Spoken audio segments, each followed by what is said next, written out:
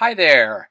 My name is Ty Kelly, and I'm setting up another pre-recorded lecture, this time dealing with the before, during, and after events surrounding Pearl Harbor.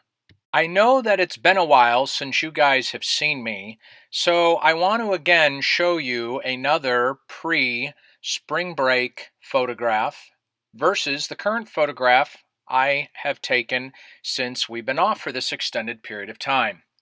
Before and after. Now that you know what I look like before spring break, and now that you know what I look like currently, let's go back to the Pearl Harbor lecture. I would like to begin the chronology with April 1940, starting with FDR, Franklin Delano Roosevelt, the current president at that time of the United States of America, and he has been president since 1933. The timeline starts approximately 1 year and 8 months until December 7th, 1941. What he has chosen to do at this time is he has decided to move the Pacific Fleet, at that time currently residing in San Diego, California. Why President FDR chose to move the Pacific Fleet from San Diego, California out to Pearl Harbor, Hawaii is beyond my realm of information capabilities. But what I do know is when he did make that move, that did upset, at least in April 1940, one person in particular, Admiral Richardson. Now, Admiral Richardson, beginning in January 1940, was the commander-in-chief of the United States Fleet, both in the Atlantic, the scouting force, and the Pacific, the battle force. Admiral Richardson was one of the Navy's foremost figures at this time.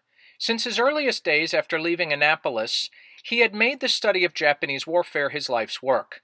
He was beyond question the Navy's outstanding authority on Pacific naval warfare and Japanese strategy. He held this position during the stressful period marked by presidential orders to deploy the Pacific part of the fleet to Pearl Harbor from the traditional historical naval base, San Diego, California.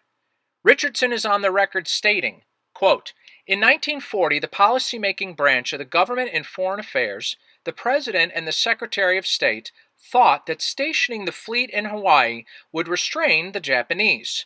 They did not ask their senior military advisors whether it would accomplish such an end." So basically, based off of this map, geographically, if we were to assume that number 4 represents San Diego, California, and number 2 represents Pearl Harbor, Hawaii, basically that distance is approximately 2,615 miles closer to the Empire of Japan, closer to the country of Japan, if we move the base from 4 to 2. And once again, the moving of that base is exactly what President FDR did in April of 1940. Now, in response to the base being moved from San Diego to Pearl Harbor, definitely upset Admiral Richardson, to say the least. So he has begun the process in April of 1940, beginning a 9-month campaign petitioning President FDR to move the Pacific Fleet back 2,615 miles back to the east, technically I guess is the west coast of the United States of America, away from Pearl Harbor, Hawaii. At the end of the day, as we all know, his efforts will be in vain. Admiral Richardson protested this redeployment to President FDR and others in Washington. Richardson did believe that advanced bases like Guam and Hawaii were necessary, but that insufficient funding and efforts had been made to prepare them for use in wartime. He also believed future battles in the Pacific would involve aircraft carriers, and more scouting forces would be needed to locate them. Richardson recognized how vulnerable the fleet was in such an exposed and remote position, a logistical nightmare only made worse by the slim resources and lack of preparation and overall organization. Richardson argued such a forward defense was not practical nor useful, despite Japan's attack on China and whatever promises had been made to Britain to come to their aid if attacked. According to Richardson, it was his belief, indeed generally supported by the Navy, that the fleet should never be berthed inside Pearl Harbor, where it would be a mark for attack. This was particularly true in such troubled times, when the airways of the East were hot with rumors of approaching conflict. Once more, Richardson held the belief that Pearl Harbor was the logical first point of attack for the Japanese High Command, wedded as it was to the theory of undeclared and surprise warfare. For 10 years, the U.S. Navy held attacks on the Army defenses at Pearl Harbor and were always successful. Defending the base was rather hopeless as far as Admiral Richardson was concerned. Remember, keep in mind the bigger picture. We're still in April 1940. We're still a year and 8 months out from the attack on Pearl Harbor. In years past, when I've presented this PowerPoint, I have made the contention that the Japanese at this time were not making any oil production at all. In other words, they were 100% dependent upon the rest of the world, leading to my main contention based off of the fact that the Japanese were desperate for oil and thus attacked us in response to the lack of oil when we were marching towards December 1941. I guess the reality is that I am both right and wrong with making that claim. As this map shows, the Japanese at this time are currently actually producing oil, but based on the demands imposed upon that oil production during wartime, they're actually running a net deficit. And so as the war is extending on and as the weeks are turning into months, are turning into years, that progressive upward climb in deficit for the Japanese oil production versus their needs to conduct their war operations in the Pacific are becoming much more intense. And so that also will be coming into play. FDR is very, very aware of these economic numbers and these economic data points that the Japanese have regarding oil productivity. This oil production, or more specifically lack thereof, by the Japanese is important because at the end of July 25th, 1940, or approximately about 1 year, 5 months away from the attack on Pearl Harbor, FDR has begun the process of reducing the supply of oil to the Japanese. Supply reduction of metal is also an extra kick to the gut, I guess you can say. But the more significant situation here is the fact that he's addressing the oil. Whether it was 1% or whether it was 100% is irrelevant. Once again, the idea that if they are close to 100% dependent upon the rest of the world for their oil needs, and the United States of America has begun the process in July of 1940 to start ratcheting down their sale of oil to the Japanese, that is only going to exacerbate the situation and intensity and desperation with the Japanese need to attack Pearl Harbor on December 7th, 1941. So basically at this point in time, I have two contentions for you. Number one, in April of 1940, I would argue that FDR has declared military war against the Japanese by being physically aggressive by moving the base, the Pacific Fleet, from San Diego to Pearl Harbor, 2,615 miles closer to the action of where the Pacific Theater of War is. I would also, as a secondary contention, submit to you the fact that in July 1940, I would argue that FDR has declared economic war against the Japanese as he has begun the process of ratcheting down the fuel and metal sales to the Japanese at this point in time. 2 months later, or approximately 1 year and 3 months until December 7th, 1941, President FDR has given the order to give 50 destroyers to Britain over in the European theater of war for use against Germany. Now, at this time in 1940, we have approximately 185 destroyers in our U.S. naval fleet. So basically, that's a pretty big chunk. You can do the math. On a percentage basis, that FDR has chosen to give willingly to Churchill to assist against the German forces.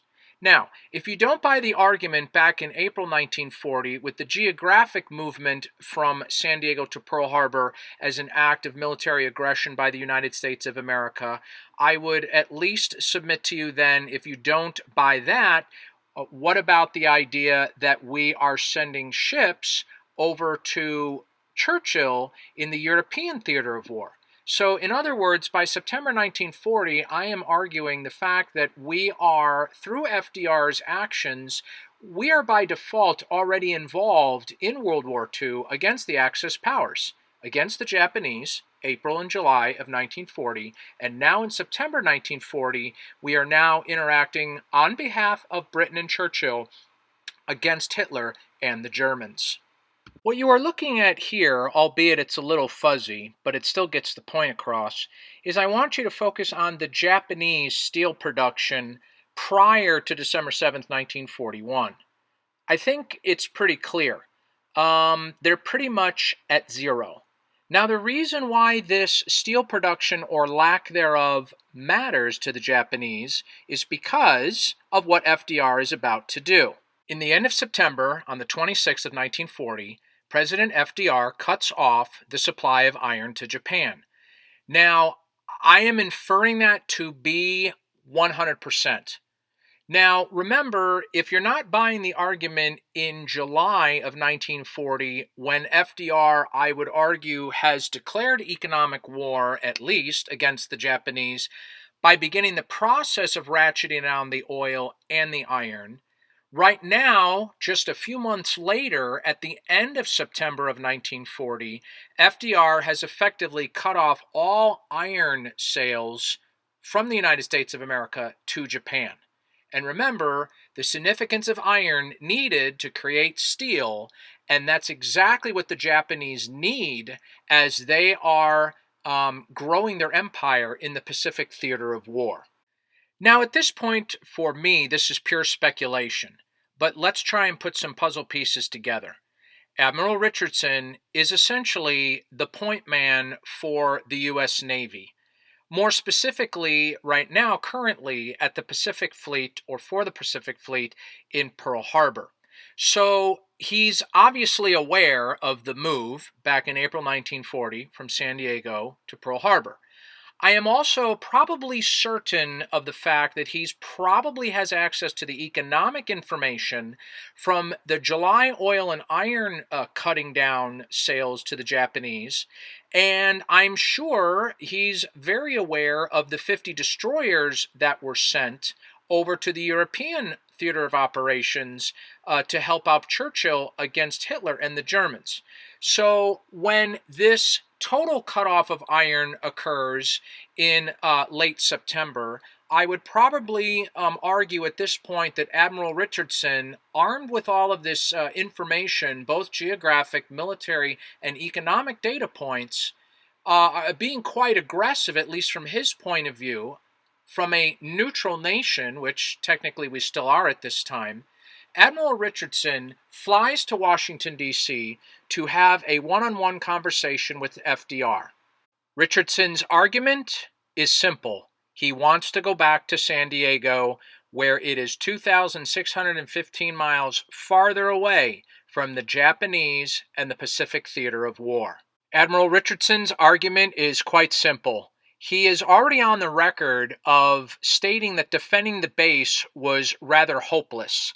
And so, armed with this new information, both military and economic, both in the Pacific and the European theaters of war, he's probably going to Washington, D.C., obviously to try and change FDR's mind, with the ultimate goal, once again, of moving back from Pearl Harbor back to San Diego, California. Remember, back in 1940, the policymaking branch of the Government and Foreign Affairs for the United States of America, the President and the Secretary of State, thought that stationing the fleet in Hawaii would restrain the Japanese. However, remember, they did not ask their senior military advisors whether that would actually accomplish those goals. Remember, Admiral Richardson is a senior military advisor who is already on the record stating that this stuff is rather hopeless. In other words, what Richardson is advocating for is that this sacrifice is not worth the potential costs. Meanwhile, in the first week, October 4th of 1940, Winston Churchill, the Prime Minister of England, has given permission to put U.S. warships in and around Singapore, one of their colonies in Southeast Asia. Now, I don't know what warships means from a numerical, mathematical point of view. I know it's not singular, it's clearly plural. However, I don't know if it was 2 warships. I don't know if it was 2 million warships. Actually, I know it wasn't 2 million warships because we didn't have that many warships available at that time, but I digress.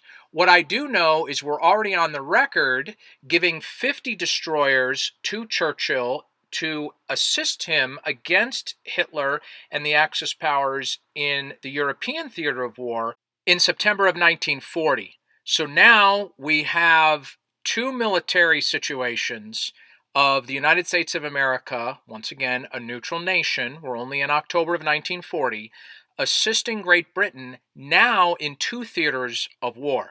The European theater of war with our 50 destroyers back in September of 1940, and now in October, now in Singapore, assisting with more warships. The reason that this matters, the U.S. giving warships to Churchill to protect the colony down there known as Singapore, is because of the relative closeness to the Dutch East Indies, current-day Indonesia.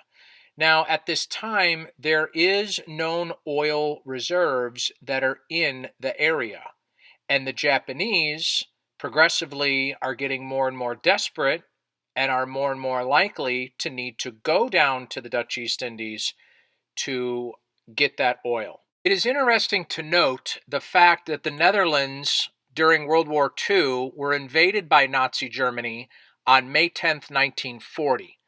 On May 15th of 1940, one day after the bombing of Rotterdam, the Dutch have already surrendered. So technically, I mean, if you don't want to argue they're a neutral nation, they are definitely under the control of the Germans and Hitler at this time. It is interesting to note as well that at the end of October, the 31st of 1940, the Battle of Britain is effectively over. Long story short, the Messerschmitt did not work. The V-1 rockets did not work. The V-2 rockets did not work. Hitler was unable to cross the English Channel. And ultimately, among other things, that will lead to the downfall and defeat of the Germans at the Battle of Britain and ultimately will cost them the war. This next bit of information on November 13th, 1940, I don't know where you would qualify it as. I guess you can argue that this is an economic bullet point, or perhaps this is a military bullet point, diplomatic bullet point. I don't know. The bottom line is that FDR, a neutral nation, is going to the Dutch, another neutral nation, although technically they are now under the control of Hitler and the Germans in Europe, and FDR is effectively telling the Dutch not to trade oil with the Japanese over in the Pacific theater of war. On the same day, the United States of America has warships heading out to the Dutch East Indies. Now, once again, it's warships plural, not singular.